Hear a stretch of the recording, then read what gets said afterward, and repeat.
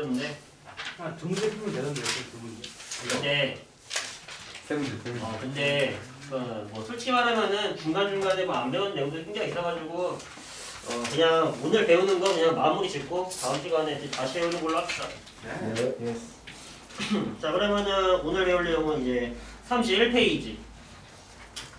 그래서 우리가 저번 시간에 배웠던 내용을 한번 다시 한번 복습하면서 내용 정리부터 먼저 한번 해볼게요. MT. 자, 봅시다. 자, 우리가 주기율이라고 하는 게 있었죠. 주기율이 뭐였냐면요, 원소들을 나열하다가 성질이 비슷한 게, 즉 화학적 성질이 반복되는 현상, 우리가 이것을 주기율이라고 했고요. 이 반복되는 거를 보여주는 표를 뭐라 불렀다? 주기율표라고 불렀죠. 그래서 이제 저번에 베베라이너부터 시작해서 뭐 뉴렌즈, 멘델레이프, 모질리 하면서 점점 현대 주기율표가 완성이 되어갔잖아요. 그렇죠? 그 현대 주기율표만 조금 집중해서 볼게요. 그래서 현대 주기율표, 우리가 이거는 반드시 외워야 하는 거죠. 그렇죠? 네. 네가 뭐 뭔지 몰라도 어쨌든 간에 외워야 된다. 궁금한 게 있어. 설마 원소기호 모르는 사람 있나? 네? 원소기호 모르는 사람 있나? 아니요. 그 부끄러워서 대답 못해도 되는데 외워라. 내가 만약에 이렇게 썼어. 그러면은 뭐야? 인. 그렇죠? 네. 영어로 포스퍼러스 이렇게? 네. 사람이. 이렇게.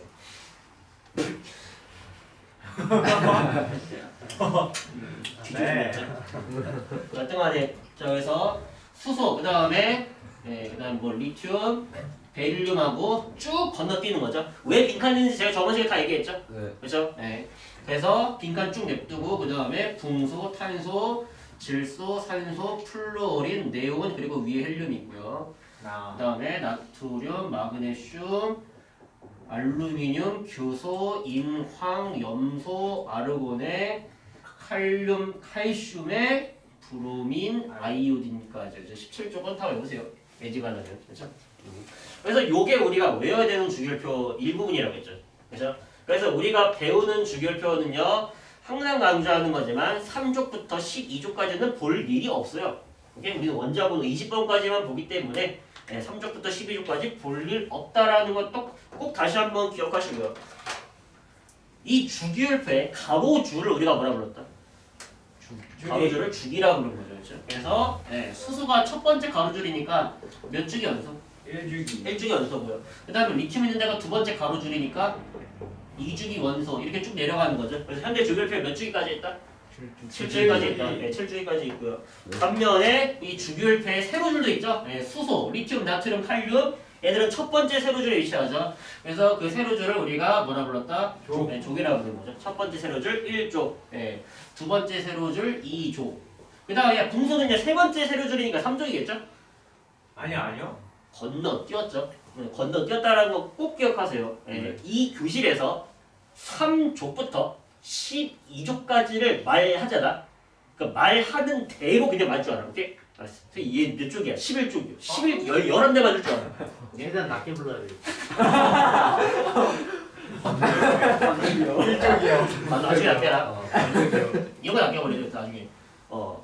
예를 들어서 염소의 원자가 전자 몇 개? 7개. 몇 쪽이야? 7쪽이요. 그럼 7개를 그냥 등하네. 그래서 2족부터 쭉 가가지고 붕소랑 알루미늄 대가 13번째 세로줄이에요. 그래서 13족이 되고요. 그리고 쭉 가가지고서는 헬륨 있는 데가 몇 쪽? 18. 네, 18쪽이에요. 그래서 총 7쪽이 18쪽으로 구성되어 있다는 거 잘 기억하시고요. 그리고 이제 대한화학협회에서 인정하는 원소는요, 118가지입니다. 118개 원소가 여기 이렇게 주기율표 안에 들어가 있다 정도로 보시면 돼요. 자, 근데 우리가 저번 시간에 배웠던 내용은 이거야. 원소들을요, 나열하다가 성질이 비슷한 애들이 오면요, 같은 세로줄에 박아 넣었죠. 그쵸? 그렇다는 걸 알고 있죠? 같은 족이면 성질이 비슷하잖아. 왜? 그렇게 만들었으니까. 근데 더 궁극적인 이유가 이거야. 그래, 같은 족, 성질이 비슷한 애들을 같은 족에 몰아 넣었다라는 건 알았어. 근데 왜 성질이 비슷한가요? 이거죠. 오늘 배울 내용은. 왜 성질이 비슷한가요? 원소마다 다 원자 번호가 다르잖아.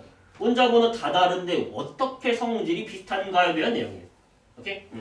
그러면요, 우리가 이거를 이해하려면요, 오늘 핵심 내용은 이거예요. 원자에서 전자가 어떻게 배치되는지 그 규칙성에 대해서 알아볼 필요가 있습니다. 원자에서 전자 배치의 규칙성. 네, 이것들을 한번 알아보죠. 그렇죠? 네. 그래서 우리가 원자라고 하는 것의 정의를요. 다시 돌아가 보면요. 뭐 원자라고 하는 것은 뭐 물질을 구성하는 기본 있잖아. 뭐 이렇게 얘기하는데 결과적으로 이 원자는요. 전기적으로 뭐다? 전기적으로 중성이죠. 얘 양전은 띄지도 않고요. 음전은 띄지 않고요. 전기적으로 중성입니다. 자, 전기적으로 중성인 이유가 뭘까? 생각해보자고. 이 원자핵 가지고 있잖아. 전자도 가지고 있잖아. 근데 그 원자핵 안에는요. 뭐가 들어있어? 원자핵 안에 뭐 들어있어? 양성자. 양성자 들어있잖아. 양성자 무슨 전을 띄고 있어? 양전. 양전 플러스 전을 띄고 있잖아. 네. 그렇죠? 근데 얘 뭐도 가지고 있어? 중성자. 전자도 가지고 있죠. 물론 중성자는 있는데 중성자는 뭐 전기적으로 중성이니까 얘는 무시하고. 자, 그러면은 원자에는 양성자랑 전자가 들어있는데 전기적으로 중성이 되고 싶으면요. 양성자 개수랑 전자 개수가 어때야 돼? 같아야죠. 그렇죠? 예. 양성자 수랑 전자 수랑 같아야지 전기적으로 중성되는 거 아니냐? 무슨 말인지 얘가? 예. 그리고 우리가 저번 시간에 배웠던 내용 모질리는요. 이 양성자의 개수로 번호를 매긴 거죠. 우리가 무슨 번호라고 불러? 원자 번호라고 부르는 거죠. 네, 원자 번호. 그래서 우리가 원자 번호를 알고 있다면 양성자 개수도 알아내고 전자가 몇 개인지도 알아낼 수 있는 거죠. 그렇죠? 예를 들어서 뭐 베릴륨이야. 야, 베릴륨 세봐. 원자 번호 몇 번이야? 4번이죠. 1, 2, 3, 4번이죠. 그렇죠? 베릴륨 원자 번호 4번. 원자 번호 4번이다. 양성자 몇 개? 네. 양성자 4개죠? 네. 양성자 4개면 전자도 몇 개? 4개가 되는 거죠. 예, 그렇게 일단 먼저 뭘 알아내라? 예, 전자 개수부터 먼저 알아내자 이런 말이에요. 오케이? 그리고 이 규칙성에 대해서 여러 가지. 자, 잘 들어봐. 자, 이제 내가 전자를요 배치할 건데, 자, 이것을 알아야 돼요. 오케이? 예. 자, 예를 들어서 뭐라고 할까? 예시를 한번 들어 설명해 보자. 뭐 예를 들어서 원자 번호 11번 나트륨이라고 한번 해볼게요. 자, 나트륨 생각해보자. 원자 번호 11번이야. 양성자 몇 개야? 양성자 11개죠. 그렇죠? 그 양성자가 중심에 이게 11개만큼 있으니까 플러스 11만큼의 전하를 가질 거고요. 자, 그럼 전자가 몇 개 있겠어?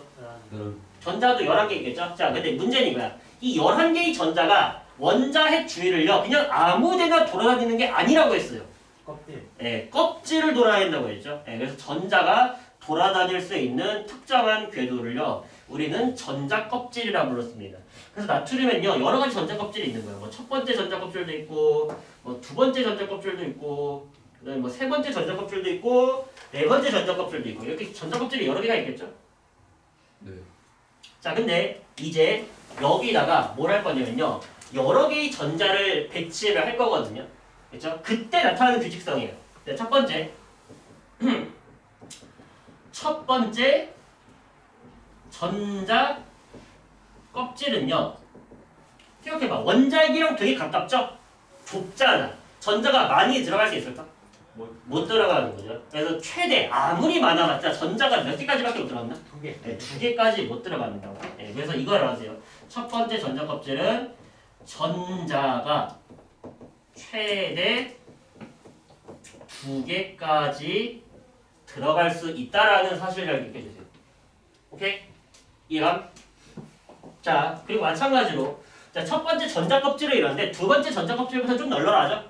몇 개까지 들어갈 수 있냐면요.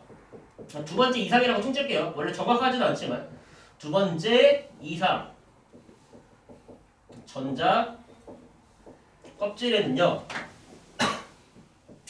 전자가 최대 8개까지 들어갈 수 있어요. 이게 특징입니다. 오케이? 이게 첫 번째 특징이야. 첫 번째 전자 껍질에는 2개까지. 두 번째, 세 번째, 네 번째 전자 껍질부터는 몇 개까지? 8개까지 배치가 될 수 있는 거예요. 오케이? 이해하시죠? 무슨 말인지? 네. 그렇죠? 자, 그리고 특징 두 번째. 오케이? 전자배치 규칙성 두 번째. 자, 전자를 채울 건데 바깥 껍질부터 채워 나갈 거냐, 안쪽 껍질부터 채워 나갈 거냐 둘 중 하나거든요. 뭐부터 먼저 채우냐면요. 에너지가 낮은 껍질부터 먼저 채운다라는 거예요. 근데 에너지가 낮은 껍질은 안쪽 껍질이야, 바깥쪽 껍질이야. 우리가 예전에 배우기로는 원자핵이 있고 전자 껍질이 이렇게 있잖아. 너 여기 있던 전자가 일로 올라갈 때 에너지 흡수한다고 해서 방출한다고 했어? 흡수한다고 했죠. 에너지를 흡수한다라는 말은 여기 에너지랑 여기 에너지랑 누가 더 크다는 소리야? 원자핵에서 멀어질수록 에너지 커진다고 한 거 기억나나요? 네, 좀 기억하셔야 돼요. 원자핵에서 멀어지면 멀어져서 에너지 커진다. 즉 다시 말하자면요, 전자는 아까 뭐라고 했어? 에너지가 낮은 껍질부터 먼저 채운다고 했어. 그 말을 바꿔서 말하면 뭔 말이야? 안쪽 껍질부터 채운다고 했죠, 그렇죠? 네, 전자는 안쪽 껍질부터 이제 차곡차곡 채워진다라고 하는 규칙성이 있어요. 우리가 이런 걸 유식하게 이제 싸움의 원리라고 얘기하는 거예요. 안쪽부터 쌓아서 올린다라는 말이에요. 생각을 해보라고. 아니 아파트를 짓는데 너는 3층부터 먼저 짓고 나중에 1층 짓냐? 아니잖아. 1층 짓고 2층 짓고 3층 짓잖아. 그럼 똑같은 거죠, 그렇죠? 네. 전자는 안쪽 껍질부터 먼저 채운다라는 거죠, 그렇죠? 그래서 이 두 가지 원리를 이용해서 전자를 한번 배치해 봅시다. 자, 나트륨 전자 몇 개 있다고요? 11개 있다고요. 자, 첫 번째 전자 채웠어. 자, 두 번째 전자 했어. 야, 세 번째 전자 이제 첫 번째 껍질에 들어갈 수 있어, 못 들어가? 못 들어가죠. 왜? 두 개밖에 못 들어가니까. 그럼 세 번째 전자부터는 어디로 넘어가야 돼? 네, 두 번째 껍질로 넘어가야겠죠. 셋, 넷, 다섯, 여섯, 일곱, 여덟, 아홉, 10번째 전자까지 채웠거든요.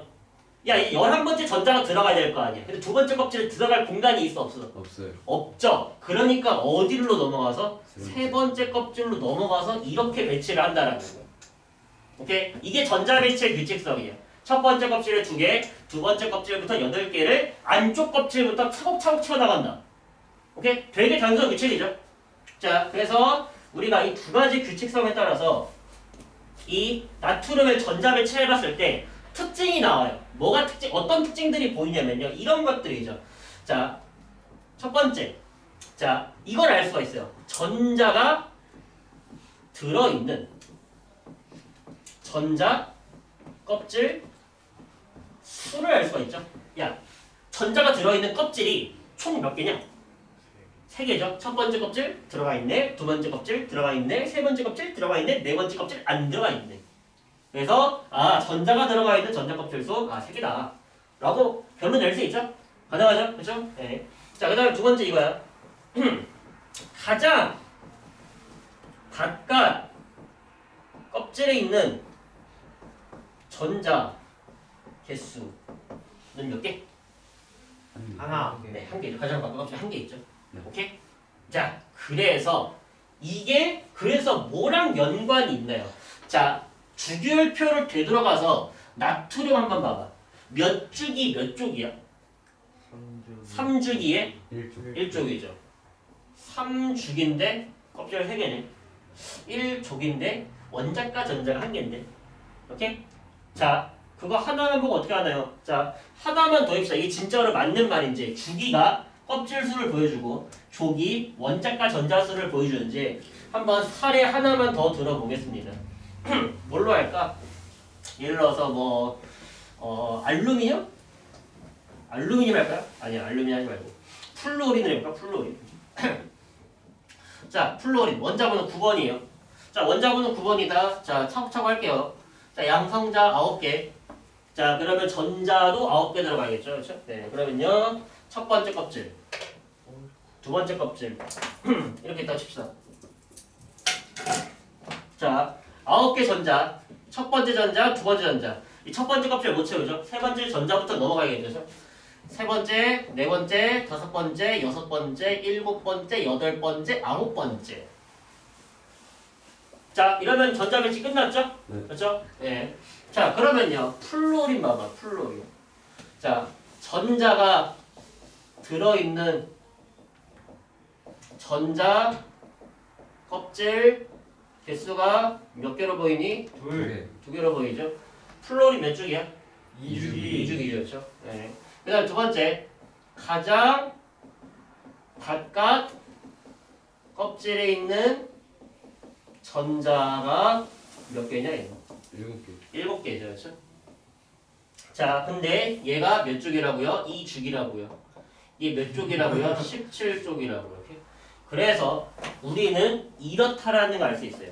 족을 보면요. 그 족에 몇 자리? 1의 자리 숫자. 오케이? 17쪽이면요. 1의 자리 숫자는 7이잖아. 그 족의 1의 자리 숫자를 보면은 뭐 할 수 있고요? 족의 1의 자리 숫자를 봐. 뭐 할 수 있어? 바깥 껍질. 가장 바깥 껍질에 있는 전자 개수를 알 수가 있고요. 오케이? 두 번째. 이 주기. 오케이? 주기를 보면요. 뭘 할 수 있다? 껍질. 껍질 수를 알 수 있다. 전자가 들어있는 전자 껍질 수가 몇 개. 전자가 들어있는 껍질이 몇 개인지 이거 확인할 수 있다는 거예요. 오케이? 네. 그래서 나는 반대예요. 나는 반대. 나는 원자 번호를 외우고 다니지 않아요. 물론 외워 적긴 했지만. 오케이? 네, 물론 외워 적긴 했지만 외우고 다니진 않아. 자, 예를 들어볼까요? 나는 알루미늄이 뭐라고 기억하고 있냐면요. 나는 알루미늄이 세 번째 가로줄에 그리고 13번째 세로줄이라는 걸 알고 있어요. 알루미늄이 3주기, 13주기라는 걸 알고 있어. 자, 이걸 가지고 나는 오히려 반대로 하는 거야. 알루미늄이 몇 번인지를 추론하는 거야. 자, 알루미늄 첫 번째 3주기니까 얘는요. 원자핵의 전하량이 얼마인지는 모르지만 첫 번째 껍질, 두 번째 껍질, 세 번째 껍질에 전자가 들어가 있다는 거 알죠? 네. 그리고 13쪽이잖아. 13쪽이네. 가장 바깥 껍질에 전자 몇 개 들어가 있겠다? 셋. 3개 들어가 있겠다. 그러면요. 안쪽에는 당연히 꽉 채웠을 거 아니야. 안쪽을 꽉 채우고 넘어간 거 아니야. 그러면 안쪽에 하나, 둘, 그 다음에 셋, 넷, 다섯, 여섯. 자, 이거겠죠? 알루미늄 전자 배치는 이거겠죠? 그렇죠? 우리가 3주기, 13주기라는 걸 알았으면. 자, 그러면은 전자 개수 세면 되죠? 첫 번째 2개, 두 번째 껍질 8개, 세 번째 껍질 3개. 합쳐가지고 전자가 13개인데, 전자가 13개인데, 양성열도 13개 있겠는데, 원자번호 몇 번이겠네? 13번이겠네. 반대죠? 그렇죠? 네, 반대로 하는 거. 원래 반대야. 원래 반대라고. 원래 이렇게 하는 거예요. 몇 주기인지 오히려 반대로 보여야 된다고. 그래야지 문제를 풀 때 빨리빨리 보여야 된다고. 왜? 결국엔 보기에서 물어보는 거 뭐야? 보기에서 물어보는 거는 결과적으로 원자가 전자 몇 개니, 전자가 들어있는 껍질 수 몇 개니, 결과적으로 다 물어보는 게 있다는 거라고. 오케이? 무슨 말인지 이해하셨죠? 그래서 우리가 여기서 잠깐 용어를 정리해야 되는데 첫 번째 이거야. 이 가장 바깥 껍질의 전자수 우리가 이것을요 뭐라고 부르냐면요 이렇게 불러요. 최외곽 전자라고 보통 얘기를 합니다. 최외곽 전자. 근데 우리 교재에는요, 우리 미래인 교과서 같은 경우는요, 저 최외곽 전자라는 단어가 안 나와요. 대신 그거랑 조금 유사한 용어가 나오고 있어. 뭐가 나오냐면요, 이게 나옵니다. 원자과 전자라는 단어가 생겨요. 자, 원자과 전자, 최외곽 전자 비슷해. 하지만 뭔가 다른 게 딱 한 가지가 있어. 뭐만 다르냐면요, 18쪽만 달라요. 오케이? 18쪽에서만 달라요. 뭔 말인데요? 이런 거야. 자, 일단 원자과 전자의 정의부터 먼저 살펴봅시다. 이 정의는요, 가장 바깥 껍질에서 전제 조건이 뭐야? 가장 바깥 껍질에 있는 전자들을 의미하는데 가장 바깥 껍질에서 화학 결합에 참여하는 전자. 우리가 이것을 원자과 전자라고 해요. 가장 바깥 껍질에서 화학 결합에 참여한 전자를 원자과 전자라고 부르는데, 자, 18쪽에 최외곽 전자랑 원자과 전자랑 도대체 뭐가 다른가요? 이걸 한번 분석해 볼게요. 자, 예를 들어서 18쪽에 대표적으로 원자번호 10번 네온 같은 거 있죠? 자, 네온 원자번호 10번이니까 양성자 10개고요. 양성자 10개니까 전자 10개 쳐야 되는데 첫 번째 껍질 있을 거고 두 번째 껍질 있을 겁니다. 자, 하나, 둘, 셋, 넷, 다섯, 여섯, 일곱, 여덟, 아홉, 열이죠. 그렇죠? 네온의 전자 배치는 이거야. 자, 그러면요, 이 네온 같은 경우는요, 가장 바깥 껍질을 꽉 채웠죠. 우리가 이런 상태, 가장 바깥 껍질을 완전히 비우거나 완전히 꽉 채운 상태, 우리가 이런 거를 뭐라고 하냐면요, 옥텟 규칙을 만족했다라고 보통 얘기를 해요. 그리고 옥텟 규칙을 만족하면요, 그 원자는 안정해진다라고 얘기를 하는 겁니다. 오케이? 자, 그럼 봐봐. 나트륨은요, 가장 바깥 껍질에 전자가 한 개 있죠. 가장 바깥 껍질을 꽉 채우지 못했죠. 얘는 옥텟 규칙 만족했어 못했어? 못했죠. 얘가 옥텟 규칙을 만족하는 방법은 두 가지가 있어. 첫 번째 전자 7개 받아오면 돼. 두 번째 전자 이거 하나 버리면 돼. 그럼 상식적으로 뭘 하겠냐? 7개 받아오겠냐? 1개 버리겠냐? 1개 버리겠죠. 그래서 나트륨은요 불안정하니까 나트륨 옥텟 규칙을 만족하지 못했어. 그러니까 불안정하니까 전자 몇 개를 버리면서 1개를 버리면서 나트륨 이온이 되잖아. 그러면 뭐래? 옥텟 규칙을 만족하면서 안정해지는 거죠. 모든 원자는 다 이러고 싶어 하는 거야. 비활성 기체를 제외한다면 18쪽을 제외한다면요 모든 원소들은요 전자를 얻어서 옥텟 규칙을 만족하거나 전자를 잃어버려서 옥텟 규칙을 만족하거나 두 가지 중에 하나예요. 근데 얘네들 봐봐. 이미 전자 껍질을 꽉 채웠죠. 옥텟 규칙 이미 만족하고 있지. 야 전자 받아올 필요 있니? 없어요. 전자 받아올 필요 없죠. 전자 잃어버리고 싶니? 아니. 잃어버리고 싶지 않아. 난 지금이 좋아. 이렇게 난 지금이 좋다고. 네온은 지금이 좋다고. 받고 싶지도 않아. 버리고 싶지도 않아. 그러면 화학 반응을 한다라는 소리 안 한다는 소리야. 아니요. 네, 이런 애들은요 화학 반응을 하지 않습니다.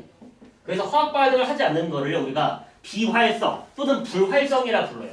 그러면서 기체 상태로 존재한다고 해서 비활성 기체 이렇게 얘기를 하는 거죠. 어쨌든 간에 화학 반응에 참여하지 않는다 라는 말은 원자과 전자가 있다 없다?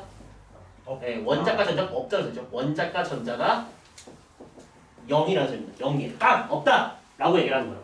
이렇게 말하는 거라고. 원자과 전자는 0이에요. 하지만 최외곽 전자 몇 개요? 가장 바깥 껍질에 전자 몇 개 있니? 8개 있잖아. 이렇게 얘기하는 거야. 그러니까 18쪽만 달라. 오로지 18쪽만 달라. 이 의미가 원자과 전자랑 철저히 달라 얘. 무슨 말이냐면요. 나트륨 같은 경우는요. 나트륨은요. 최외곽 전자 몇 개? 나트륨의 최외곽 전자 몇 개? 1개. 1개야. 나트륨의 원자과 전자 몇 개? 1개. 1개야. 나머지 원소들은 다 똑같아. 오케이? 네. 1쪽부터 17쪽까지는요. 원자과 전자랑 최외곽 전자랑 똑같다고. 근데 18쪽만 달라지는 거라고. 오케이?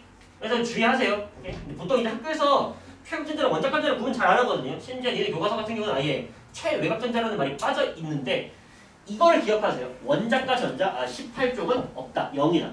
이 사실 잘 기억하세요. 나중에 헷갈린다. 오케이? 네. 됐죠? 자 그러면 밑에 있는 거 같이 한번 봅시다. 31페이지에 있는 확인 문제 4번. 자 뭐는 원자의 전자 매체에서 가장 바깥 껍질에 처리 전자이다. 최고. 니네 교과서에 최각 전자란 말 나와 안 나와? 원자가 원자과 전자. 원자가 전자 아니야. 원자과 전자예요. 원자가 전자. 원자과 전자. 라고 적으셔야 되고요. 5번. 같은 족 원소 족이 같다. 원자가 전자. 네, 족이 같으면요. 원자과 전자 개수가 똑같습니다. 왜요? 아까 말했잖아. 1족이면 원자과 전자 1개. 2족이면 원자과 전자 2개. 13족이면 원자과 전자 3개. 그래서 같은 족이면요. 잘 들어. 같은 족이면요. 원자과 전자 수가 똑같죠? 야, 원자과 전자가 뭘 결정하냐면요. 이 원자과 전자가 화학 반응을 결정합니다. 네? 네, 원자과 전자는요. 화학 반응, 화학적 성질을 결정하는 거야. 화학적 성질. 오케이? 그래서 원자과 전자가 수가 똑같다. 화학 결합에 참여한 전자가 똑같다. 그 말은 화학적 성질이 어떻다? 원자과 전자 수가 똑같으면 화학적 성질이 어떻다? 비슷하다. 원자과 전자 수가 똑같다. 화학 결합에 참여하는 전자 개수가 똑같다. 얘도 화학 결합에 한 개의 전자가 반응하고요. 얘도 화학 결합에 한 개의 전자가 반응한다고. 그럼 성질이 어떻게 있냐고. 당연히 화학적 성질이 비슷하겠지 뭘. 그래서 이렇게 말하는 거라고. 오늘 배웠던 핵심이 이거라고. 같은 족 원소는요. 왜 화학적 성질이 유사하니? 같은 족 원소야. 왜 화학적 성질이 유사해? 원자과 전자수가 같아서 라고 대답하는 거잖아. 오늘 배운 핵심 그거잖아. 왜 같은 족이면은 성질이 비슷한지 그거 배우는 거잖아. 자, 근데 그렇죠. 무슨 말인지 이해하셨죠? 그래서 마찬가지 맥락이야. 같은 족 원소야. 원자과 전자수 똑같아. 화학적 성질이 비슷하네. 그리고 반대말로 말하면 이거죠. 주기율이 나타나는 원인이 무엇인가요? 라고 물어보는 거죠. 서술형에서. 주기율이 나타나는 까닭이 무엇이니? 라고 물어보죠. 주기율이 뭔데? 원소들을 나열하다 보면요 성질이 반복되고 있는 거잖아. 자, 화학적 성질이 반복되고 있어. 원소들의 화학적 성질이 반복이 되고 있어. 근데 화학적 성질 누가 결정한다고 했어? 화학적 성질은 누가 결정한다? 원자가. 원자과 전자. 그러면요 원자과 전자의 수가 뭐 되고 있어가지고 반복되고 있기 때문에 화학적 성질이 반복되는 거지 뭐. 그러니까 주기율에서 하는 거지. 야 생각을 해봐라. 야 리튬 원자과 전자 몇 개냐? 2개. 리튬 1개, 베릴륨, 2개. 그다음 동소, 네. 그다음, 네. 그다음, 아. 그다음, 그래서 그다음, 그다음, 아. 빵. 그다음 다시 돌아오잖아. 뭘로? 아. 1, 그다음 2, 그다음 3, 4, 5, 6, 7, 빵. 오케이? 1, 2, 3, 4, 5, 6, 7, 빵. 1, 2, 3, 4, 5, 6, 7, 빵. 1, 2, 3, 4, 5, 6, 7, 빵. 공지빵. 그거 옆발에서 했어. 무죄. 1, 2, 3, 4, 5, 6, 7, 0. 1, 2, 3, 4, 5, 6, 7, 0. 1, 2, 3, 4, 5, 6, 7, 0. 이런 식으로 원자과 전자수가 반복이 되기 때문에 화학적 성질이 반복이 되니까 그러니까 주기를 나타나는 거죠. 오케이? 네. 맞을 수 있죠? 자, 그래서 그렇게 내용 정리하시면 되고요. 자, 32페이지 가서 알칼리 금속 할로젠 원소 봅시다. 자, 저 많고 많은 원소 중에서 굉장히 독특한 성질을 보이는 그 원소들이 있어요. 그래서 걔네들을 두 가지를 해볼 건데 첫 번째는 뭐냐면요. 이 알칼리 금속이라는 애들이에요. 자, 그러면요. 뭐를 알칼리 금속이라고 부르는 거냐? 라고 하면요. 자, 1족 원소들인데 1족 원소 중에서 금속이 아닌 애가 한 명 있죠. 누구? 수소. 수소죠. 얘가 금속이 아니죠. 그래서 1족 원소 중에서 누구 제껴라? 수소. 수소 제껴라. 그래서 우리가 일반적으로 이렇게 얘기합니다. 수소를 제외한 1족 원소를 알칼리 금속이라고 불러요. 가끔가다 이거 낚인 사람이 있거든. 자, 생각해봐. 알칼리 금속은 1족이다. 오. X 1족 원소는 알칼리 금속이다. OX. 직사각형 정상.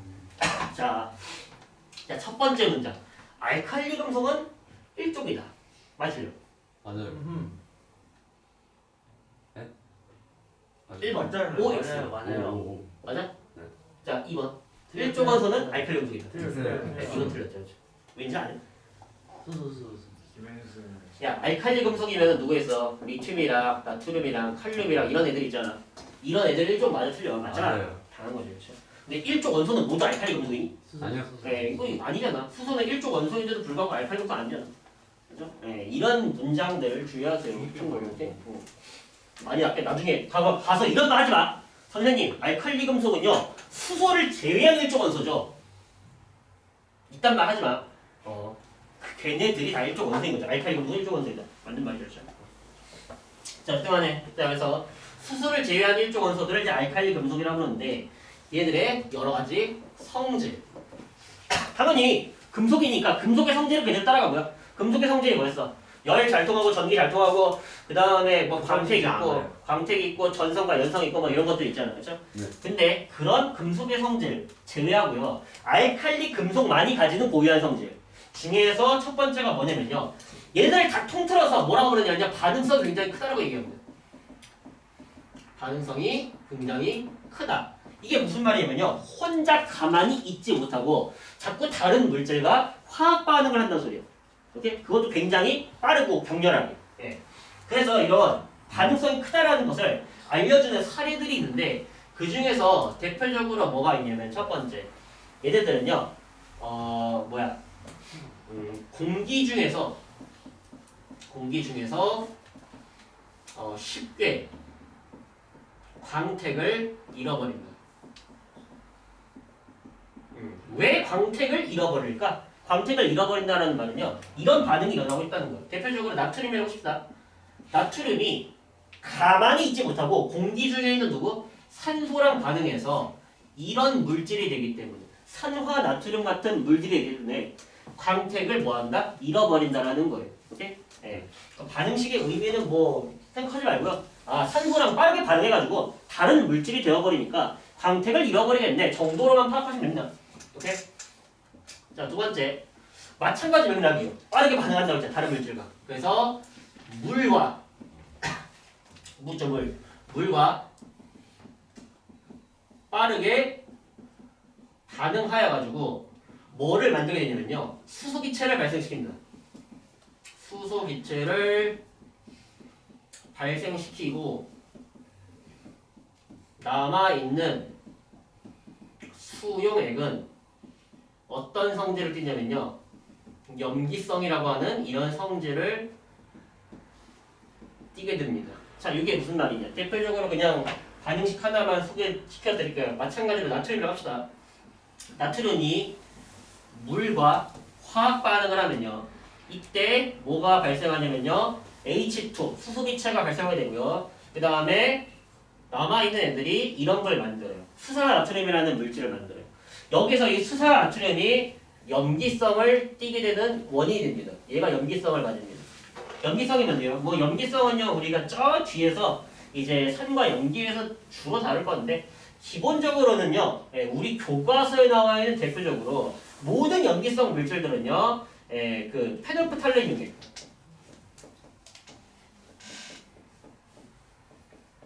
원래 페놀프탈렌 용액이 무슨 색이냐면요 색깔이 없어요. 무색이에요. 근데 그거를요 이런 수산나트륨 같은 게 들어가잖아. 그럼 색깔이 붉은색으로 변합니다. 그래서 내가 나트륨이랑 물이랑 반응시켰는데 거기다가 페놀프탈렌이 넣었어. 근데 붉은색으로 변했네. 아, 이 염기성 띠고 있구나. 이런 식으로 알아내는 거예요. 오케이? 그리고 이 수소기체 같은 경우는요. 불꽃을 갖다 대면 터지는 성질 있죠? 빵 하고 이제 터지는 성질. 네, 그런 걸로 이제 확인을 할 수가 있다라는 거예요. 그래서 결과적으로는요. 이런 식으로 나트륨 그 알칼리 금속들은요. 반응성이 굉장히 크죠? 그러니까 보관을 주의해야 돼. 공기에 닿으면 안 되고요. 물이랑 닿아서도 안 돼. 그럼 보관을 어떻게 할까? 물이랑 닿아서도 안 돼. 공기랑 닿아서도 안 돼. 보관 방법. 어디에 넣어서 보관한다? 수용액. 이름. 진공포장. 야, 그렇게 하면 좋겠지. 근데 진공으로 보관하는 게 쉬워? 어려워요. 그래서 이런 방법. 첫 번째. 석유. 오케이? 그 다음 두 번째. 액체 파라핀. 이런 데에다가 넣어서 보관을 시키는 거예요. 네, 석유, 액체 파라핀. 이런 것에다가 넣으면요. 산소 접촉 차단할 수 있고요. 물이랑 접촉도 차단할 수 있습니다. 네. 그래서 그냥 이렇게 보관한다. 네, 정도로 알아두시면 될 것 같고요. 반응성이 크다라는 사실을 잘 기억하세요. 그냥 빠르게 반응하는 정도는 아니라 뭐 알칼리 금속만 잘하는데 뭐 폭발적으로 반응한다, 뭐 격렬하게 반응한다, 뭐 이런 식으로 나와요. 오케이? 자, 그다음에 세 번째.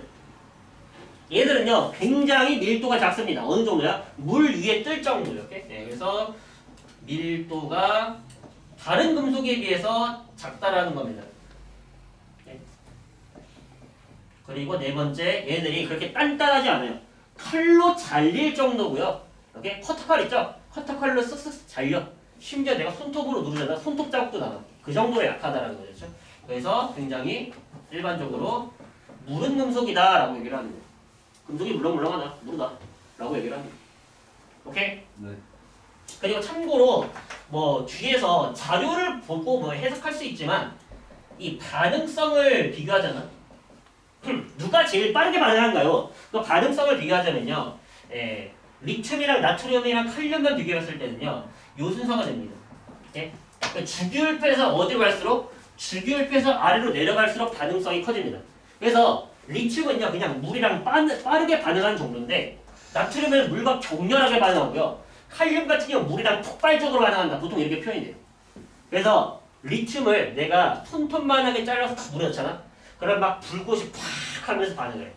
나트륨을 넣잖아. 그러면요 1, 2, 3 빵 터져. 오케이? 네, 그 정도. 그리고 그 유튜브 가서 검색해. 칼륨을 호수에다가 넣은 다음에 한 5초 지나면 진짜 물이 펑 폭발한다. 이게 맞죠? 그렇죠? 네. 그래서 반응성 주기율표상에서 아래로 내려갈수록 발생이 크다 정도로 알아두시면 되겠습니다. 오케이? 네. 됐죠? 자 마지막에 할로젠 원소 정리합시다.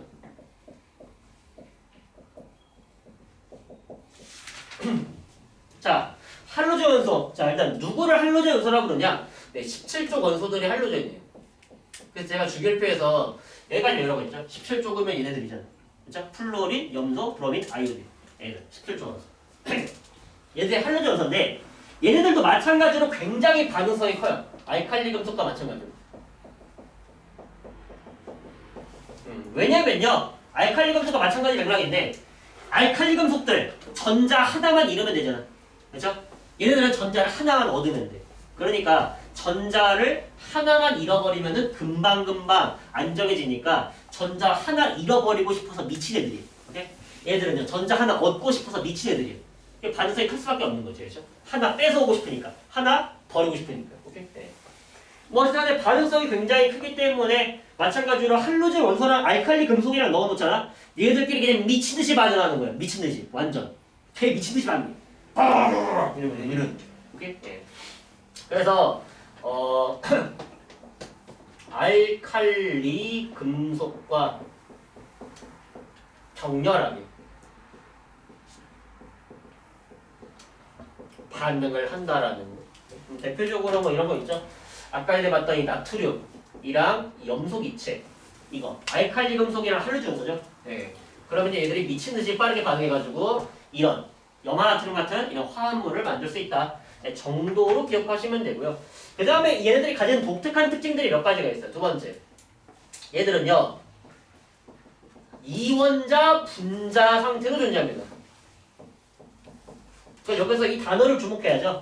이원자 분자가 뭡니까? 분자 하나가 원자 몇 개로 되어 있다? 두 개로 이루어져 있다는 말이야. 무슨 말인가요? 이런 거야. 플로린은요 지 혼자서 있질 못해. 반드시 다른 플로린이 옆에 와서 붙어줘야 돼. 이런 식으로 분자가 이거 한 개인데 얘가 분자 한 개인데 분자 한 개가 원자 두 개로 이루어져 있죠. 그렇죠? 그래서 우리가 이런 걸 뭐라고 부른다? 이원자 분자라고 부르고요. 이게 플로린만 그러냐? 아니라는 거죠. 17쪽이 전부 다 똑같다라는 거예요. 그래서 염소도 이런 식으로 분자 하나가 원자 두 개로 이루어져 있는 이원자 분자 상태로 존재한다는 거예요. 오케이? 네. 세 번째, 얘들은요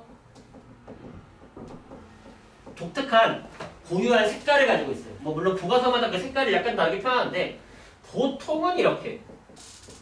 뭐 우리 교과서에도 약간 살짝 다르게 나왔을 텐데 플로린 같은 경우는 이제 그 뭐야 담황색. 우리 교과서에 뭐라 하느냐? 황색. 황색이라고 하느냐? 베트남색. 노란색 계열이야, 노란색 계열. 살짝 주황색 빛을 띤 노란색 이 정도. 그 다음에 염소 같은 경우는 황록색. 교과서에 뭐라 하느냐? 황록색. 맞아? 황록색. 브로민 적갈색. 적발. 적갈색. 적색이랑 갈색이랑 섞어 놓은 거. 얘도 뭐라고 표현돼 있어? 적갈색. 적갈색이야. 그 다음에 아이오딘 보라색. 흑자색인데 흑자색. 그게 비슷하죠? 흑자색. 흑색이랑 자색이 뭐야? 자색 고구마. 자주. 보라색 고구마죠. 네. 그래서 조금 짙은 보라색. 네. 그래서 뭐 각각 이런 고유한 색깔을 가진다 정도를 알면 돼요. 색깔을 외워야 되나요? 그거는 이제 학교 선생님이 이제 얼마나 가르쳐 줬냐에 따라 다른 거죠. 그렇죠? 네 번째, 상온에서 상태 외우셔야 됩니다. 그럼 어쩔 수 없어요. 외워야 돼요. 왜? 그렇게 문제가 나오니까. 그래서 상태가 플로린 같은 경우는 기체고요. 플로린 기체 상태고요. 염소도 기체입니다. 브로민 저번 시간 얘기했죠. 그 비금속 중에 유일하게 상온에서 액체인 물질이라고 했잖아요. 그렇죠? 그 다음에 아이오딘 고체. 오케이? 네, 이런 식으로 상태 외워주시면 되겠습니다. 자 그리고 얘네도요 반응성을요 상대적으로 비교해보자면요 이렇게 돼요. 플로린이 제일 크고요. 그 다음에 염소, 그 다음에 브로민, 그 다음에 아이오딘 순서대로 반응성이 크다라고 보시면 돼요. 오케이? 그래서 마찬가지로 자료가 주어질 겁니다. 플로린, 나트륨과 격렬하게 반응, 염소, 나트륨과 빠르게 반응. 오케이? 뭐 이런 식으로 나올 거라 이런 말이에요. 그래서 반응성 자료 보고 비교할 줄 아시면 되겠습니다. 오케이. 네. 네, 그리고 이제 얘들이 어디에 이용되는지 사례들도 다 나와 있죠. 그것도 외우세요. 오케이? 예를 들어서 뭐 리튬 같은 경우는 보통 어디? 리튬이 우리 일상생활에 활용되는 예시가 뭐야? 배터리죠, 배터리. 그죠? 리튬은 배터리. 그 다음에 뭐 나트륨은 뭐 조명. 그 다음에 뭐 칼륨은 비료. 뭐 이런 데 이용되고 있다. 그래서 이용 사례들 조금 알아두세요. 나와 있으니까. 네. 그래서 이용 사례 잘 외워주시고요. 저기. 자, 하나 더. 이것도 나와 있네. 이제 알칼리 금속은 물에 녹으면 염기성 낸다고 했죠? 네. 할로젠이랑 수소랑 만나잖아. 우리가 일반적으로 할로젠과 수소라 불러요. 예, 할로젠이랑 수소랑 만난다. 이런 거 있죠? HF, HCl 이렇게 할로젠이랑 수소랑 만난 거. 우리가 얘네들을 물에 녹이잖아. 얘들은 물에 녹이면요, 뭘 띠냐면요, 산성이라는 성질을 띠게 돼. 염기성의 반대라고 생각하시면 돼. 염기성은 페놀프탈레인을 붉은색으로 만들었죠. 산성은 붉은색 페놀프탈레인을 무색으로 만든다고 보시면 돼요. 대충. 네. 그래서 그냥 산성을 띈다. 네, 그 정도만 기억하시면 되겠습니다. 오케이. 네. 그래서 나머지 짜잘짜잘한 거 역시나 마찬가지로 읽어보시면 될 것 같고요. 확인 문제 6번 봅시다. 리튬, 나트륨, 칼륨은 주기율표의 몇 쪽에 속하는? 1조. 1쪽에 속하는 무슨 원소? 얘들 뭐라고 써? 리튬, 나트륨, 칼륨 뭐라 불렀어? 알칼리 금속. 네, 알칼리 금속으로 화학적 성질이 비슷하다라고 얘기를 해야 되고요. 네, 7번 할로젠 원소는 주기율표의 몇 쪽에 속하는? 17조. 17쪽에 속하는 비금속 원소로 화학적 성질이 비슷하다. 자, 그러면 우리 배울 거는 다 배웠죠? 그죠? 예. 그래서 집에 가서 열심히 문제 풀어 보시면 되겠는데, 39페이지 다 풀어주세요. 39페이지까지. 그래서 조금 양이 많기도 한데, 예. 공부하셔야지 뭐. 자.